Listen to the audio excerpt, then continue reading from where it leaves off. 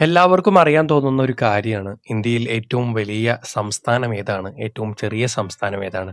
എന്നാൽ നമുക്ക് ഏറ്റവും വലുത് മുതൽ ഏറ്റവും ചെറുത് വരെയുള്ള കണക്കുകൾ നമുക്കൊന്ന് നോക്കാം.